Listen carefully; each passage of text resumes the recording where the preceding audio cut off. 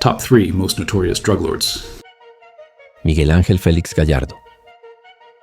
Known as El Padrino, the Godfather, and El Jefe de Jefes, the Boss of Bosses, was born in 1946 and is regarded as the founder and former leader of the Guadalajara cartel, Mexico's first drug cartel. He played a pivotal role in drug trafficking by collaborating closely with the Cali cartel and Pablo Escobar's Medellin cartel, acting as a key distributor for their operations. By the 1970s and 1980s, Félix Gallardo controlled nearly all drug smuggling routes in Mexico and along the border with the United States. Under his leadership, the Guadalajara cartel rose to prominence as one of the world's most powerful criminal organizations.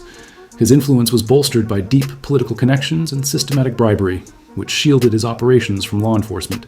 In 1989, Félix Gallardo was arrested for allegedly orchestrating the murder of DEA agent Enrique Camarena. Following his arrest, it is believed that he, along with the Mexican government, decided to reorganize the drug trade by dividing territories among various leaders to make the operations more efficient and less vulnerable to dismantling by authorities. That same year, Félix Gallardo directed his lawyer to organize a meeting with the country's leading drug traffickers at a residence in Acapulco. During this meeting, he assigned territories, known as plazas, to different factions.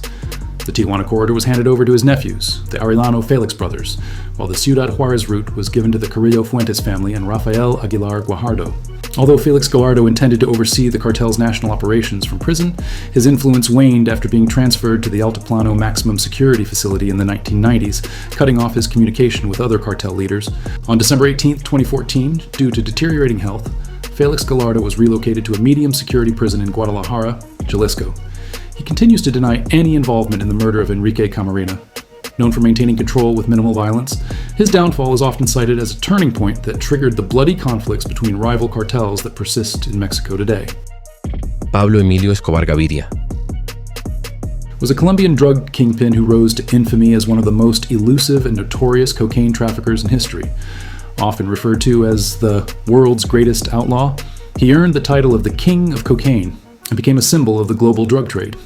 In 1989, Forbes magazine ranked him as the 7th richest man in the world, estimating his personal wealth at approximately $30 billion. 1986, Escobar made an attempt to enter Colombian politics, showcasing his ambitions beyond the drug empire he built. Among the many legendary stories surrounding him, one claims that he burned $2 million in cash to keep his daughter warm while hiding from authorities. Escobar led the Medellin cartel, which at its peak was the most powerful drug organization in history, reportedly amassing wealth and influence that far surpassed its main rival, the Cali cartel. While many in Colombia saw him as a Paisa Robin Hood for his philanthropic acts toward the poor, his reputation was equally defined by his ruthlessness, as he eliminated anyone who stood in his way.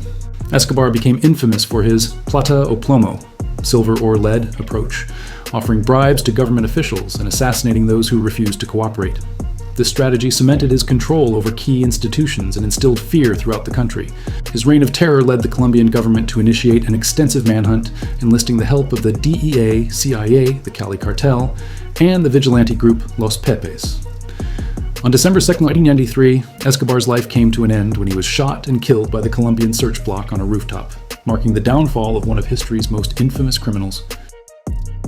Joaquín El Chapo Guzmán. Guzmán is widely regarded by the U.S. Drug Enforcement Administration, DEA, as one of the most infamous drug lords in history. During the 1980s, he was a key member of the Guadalajara cartel, working under Miguel Ángel Félix Gallardo.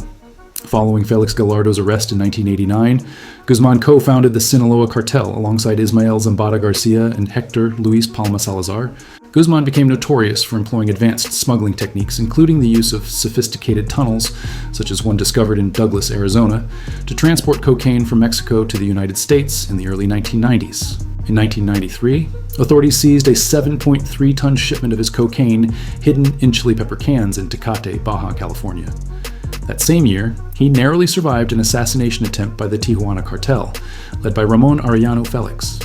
After being apprehended in Guatemala, Guzmán was imprisoned in 1993 and later transferred in 1995 to the maximum security Puente Grande prison. However, he managed to escape by bribing prison staff and hiding in a laundry cart to exit the facility. On February 22, 2014, Guzmán was arrested again, but his reputation as a larger-than-life figure persisted. He became a folk legend within the drug world, celebrated in narco corridos, drug ballads, written by musicians like Los Traviesos, who immortalized his life as a fugitive. In July 2015, Guzmán staged another dramatic escape from a maximum security prison, this time through a mile-long tunnel that began beneath a shower and ended in a nearby house.